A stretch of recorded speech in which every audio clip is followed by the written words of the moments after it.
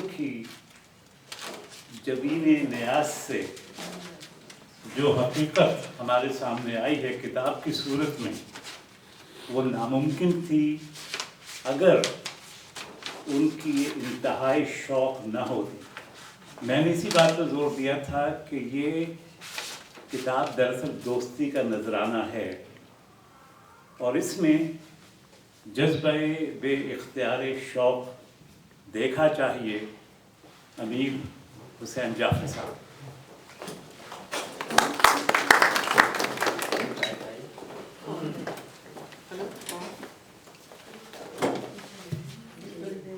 یہی پڑھ دیں۔ بہت شکریہ شاہد اختر صاحب، حاضرین محفل، آپ کی تشریف آوری کے لیے ممنون ہوں۔ آج اتنی عمدہ نظامت انہوں نے کی کہ میرا تو دل خوش ہو گیا۔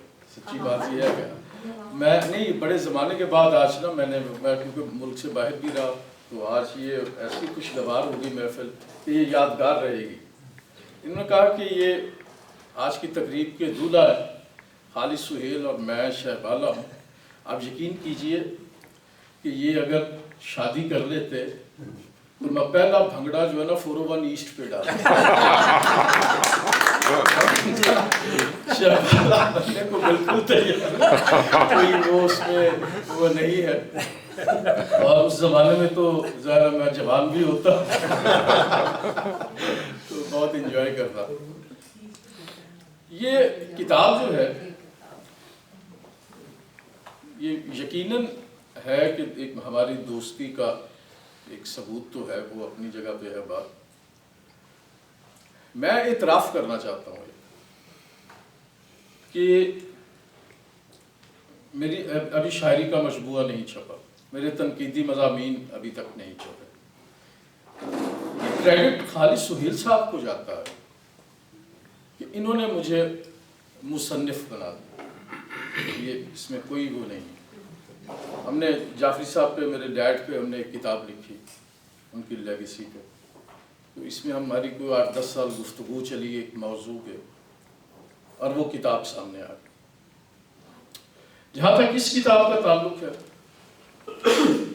یہ اس حوالے سے میں چاہتا ہوں، میں کچھ ایسے نکات ہیں، آپ سب لوگوں کی توجہ میں چاہوں گا کہ وہ رہے تو آپ کو اس سمجھ میں آئے گا یہ کتاب امپورٹنٹ ہے کہ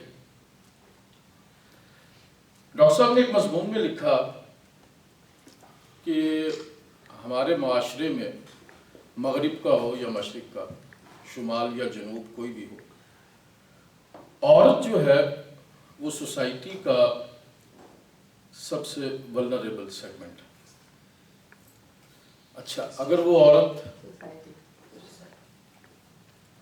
اس کی کوئی جنسی ترجیحات ہوں، سیکشل پریفرنسز ہوں، اچھا پھر اگر وہ کالی بھی ہو یا کسی ایک ایسے وہ اس سے ہو، تو اس کے محاذ جنگ کے ایک سے زیادہ ہو جاتے ہیں۔ اچھا، جب ڈاکٹر صاحب اس نوع کی گفتگو کرتے تھے یا کرتے ہیں، آج بھی کرتے ہیں، تو وہ ان کے قارئین شاید اس سمجھ سے آگاہ نہیں ہے کہ اسی طرح کے محاذ پہ انہوں نے خود بھی زندگی گزاری ہے۔ انہوں نے دہریت اختیار کی، مذہب سے انحراف کیا، وہ جس زبان میں لکھتے تھے، اب تو وہ خیر انگریزی کے بھی رائٹر ہیں، ان شعراء سے، ادیبوں سے ایک فاصلہ ان کا ہو گیا۔ ان کی نظریات کی وجہ سے انہیں اس سوسائٹی میں بھی ابتدا میں تو یہ تھا کہ لوگ بدک جاتے تھے۔ میں نے اپنے اس کتاب کا پہلا مضمون جو ہے ڈاکٹر خالد سہیل ایک متنازع شخصیت جو ہے، اس میں اس کا ریفرنس بھی دیا ہے کہ ان سے ملنا، ان سے سوشلائز کرنا، ان کی دہریت، ان کی جو روایات سے جو ان کی بغاوت تھی، وہ لوگوں کو ڈائجسٹ نہیں ہو پا رہی تھی۔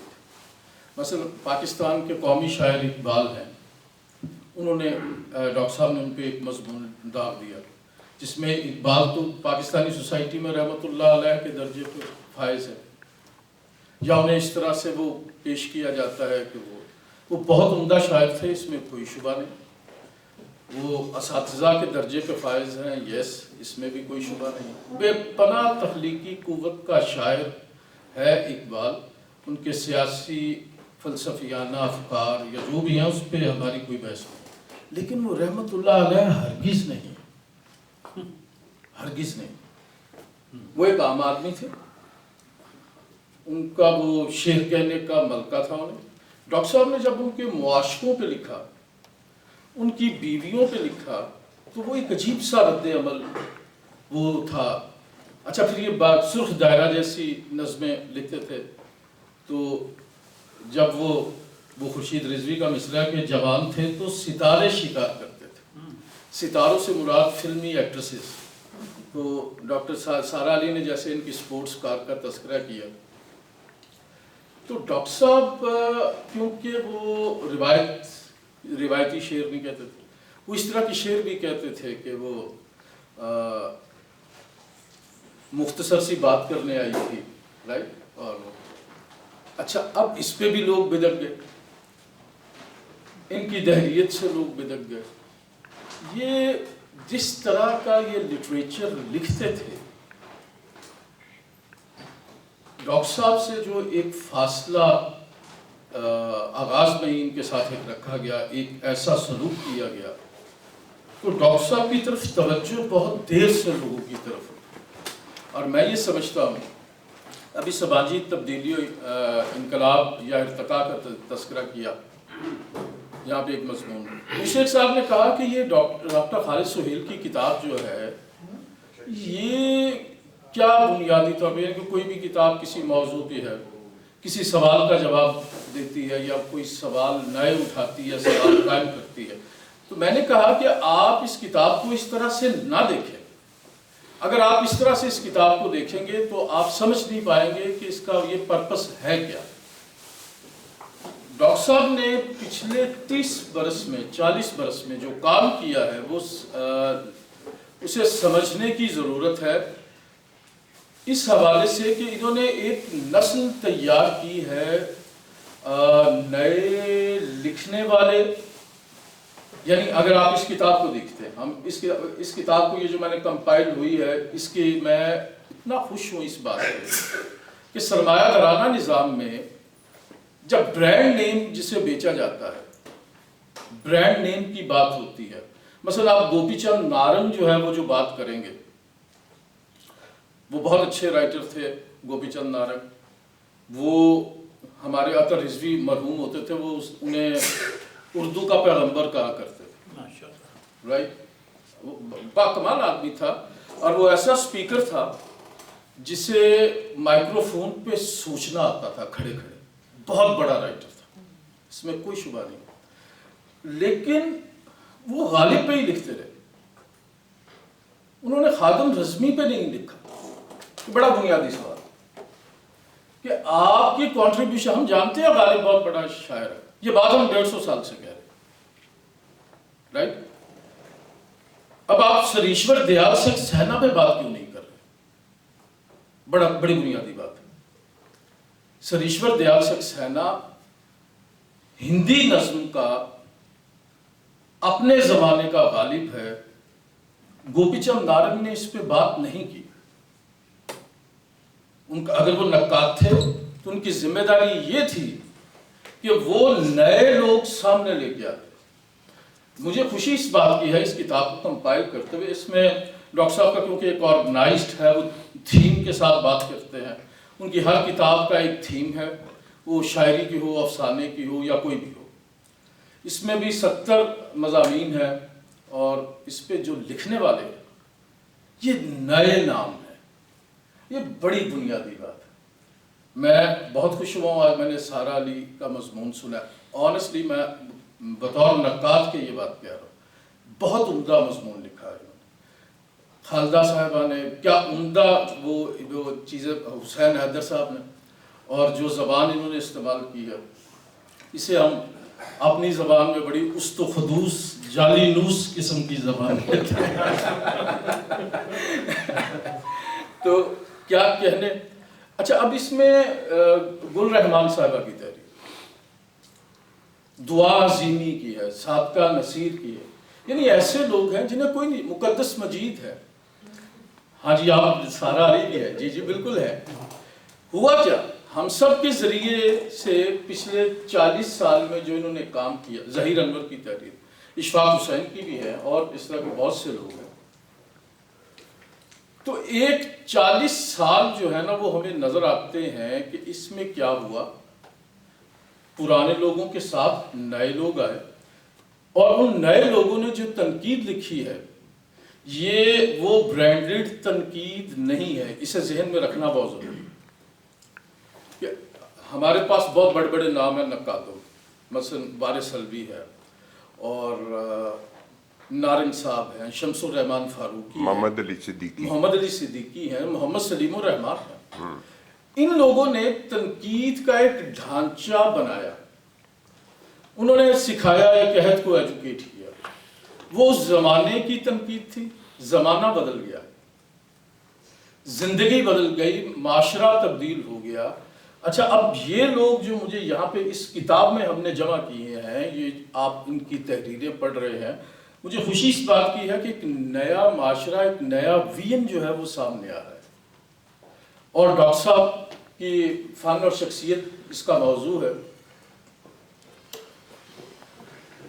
ڈاکٹر صاحب کی جب تخلیقی جہاد کی ہم بات کرتے ہیں، یعنی آپ کتنا تخلیقی وفور ہے ایک شخص میں. وہ شعر کہتا ہے، وہ نظم غزل کہتا ہے، وہ افسانہ لکھتا ہے، وہ تنقید لکھتا ہے، وہ نفسیات کے موضوع پہ لکھتا ہے، وہ ترجمے کرتا ہے، وہ کالم لکھتا ہے، وہ ڈاکومنٹریز بناتا ہے. وہ یعنی ایک زندگی میں آپ کتنا کام کر سکتے ہیں. اور یہی میں یہ سمجھتا ہوں کہ یہ ایک ہمارے پاس اس کی گنتی کی مثالیں ہیں کہ احمد ندیم قاسمی ایک مثال ہے، جنہوں نے بہت عمدہ افسانے لکھے، بہت عمدہ نظمیں، یہ فقاہیہ کالم لکھے، یہ سب کچھ کیا. اور اس طرح خال خال ہمارے پاس مثالیں موجود ہیں. تو میں یہ سمجھتا ہوں کہ یہ کتاب جو ہے، میری خواہش بھی یہی تھی کہ اتنا کام ایک شخص نے کیا ہے، اسے ایک تمام عمر ایک رد عمل کا سامنا رہا. رائٹ، آپ ایک ایسی زندگی گزار رہے ہیں کہ ہمیشہ سے کہ وہ مجھے ہمارے بڑے معروف شاعر ہیں تھے، اللہ غریق کے رحمت کرے، میں نے ان سے سوال کیا، میں نے کہا کیا وجہ ہے خالد سہیل کے ساتھ پاکستان میں اس زمانے میں، آج سے 20 سال 25 سال پہلے کی بات کر رہا ہوں، اس طرح سے ان کا تذکرہ نہیں ہوا کبھی. تو کہنے لگے انہوں نے تو ہم سے رستہ جدا کر لیا. میں نے کہا کیا انہوں نے شعر کہنا چھوڑ دیا یا افسانہ نہیں لکھتے تھے؟ کہتے تھے نہیں، وہ تو اور طرف چلے گئے. تو میں نے کہا آپ کی سانس تو ان کے ساتھ ادب کی تھی، مذہب کی تو تھی نہیں. ہاں، سانس تو ادب کی ہے. تو آج ہم یہ دیکھتے ہیں اس کتاب میں بہت سے لکھنے والے ہیں جو ان کا اعتراف کر رہے ہیں. وہ ریلیٹ، یعنی کوئی بھی ادب پا رہا ہو. میں نے ایک نظم لکھی اور مجھ سے ایک صاحب کہنے لگے کہ اس نظم کا مطلب کیا ہے. میں نے کہا اس کی جس انٹرپریٹیشن کے ساتھ تم جڑ سکو اس کا وہی مطلب ہے. Very good. اس جو نقاد تنقید لکھ رہے ہیں، اس پہ جو مضامین ہیں وہ ڈاکٹر خالد سہیل کے ساتھ جڑ رہے ہیں، اور ان کے پاس ایک ذاتی انٹرپریٹیشن ہے، وہ اس سے ریلیٹ کرتے ہیں. وہ اچھا پھر اس پہ یہ ہے کہ وہ ڈاکٹر خالد سہیل سے مکالمہ بھی کرتے ہیں، اور یہ ایک مکالمے کی فضا قائم ہو رہی ہے. اور میں یہ سمجھتا ہوں کسی بھی معاشرے کی بہتر تشکیل کے لیے مکالمہ بہت ضروری ہے. اور یہ لوگوں کی آراز ہمارے سامنے آئی ہیں.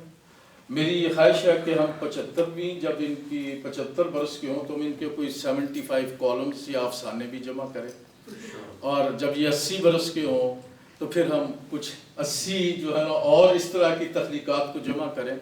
اور میں بہت خوش ہوں کہ آج سب لوگ آج یہاں پہ جمع ہوئے، اور ہم نے ایک ایسے آرٹسٹ کو، ایسے تخلیق کار کو جس کے فن کی تخلیق کی بہت سی جہات، ہم اس کی جو پذیرائی کے لیے جمع ہوئے، ہم ان کے اعتراف فن کے لیے جمع ہوئے.